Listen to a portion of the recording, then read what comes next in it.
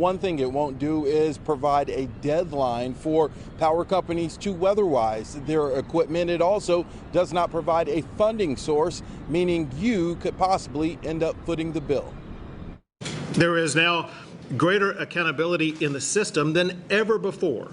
4 months after the Texas power grid buckled under extreme cold weather, 2 bills were signed into law Tuesday. February's winter storm tripped power generators offline, requiring mandatory cuts to keep the grid from failing completely. Those blackouts lasted days and caused more than 150 deaths. Everything that needed to be done was done to fix the power grid in Texas. Do you agree with that statement? I do not agree. There are several important things that the legislation did not tackle. Some in the energy community say the law is a good start, but does not go far enough. Michael Weber is an energy professor at the University of Texas at Austin.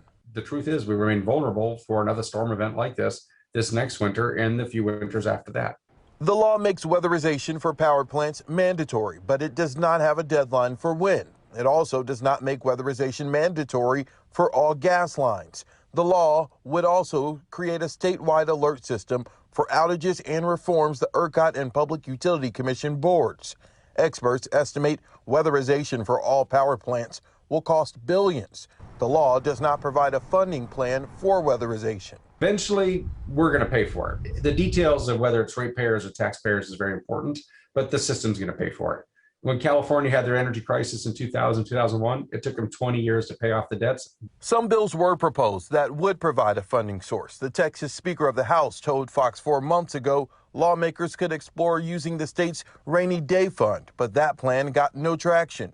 Weber says lawmakers need to pass a similar bill for gas companies and make a deadline for all energy generators. The next thing that they need to do is require the gas system to meet the same expectations for reliability and safety as the power system in terms of winterization. We got to have the gas system winterized so that it can provide gas to the power plants that are winterized.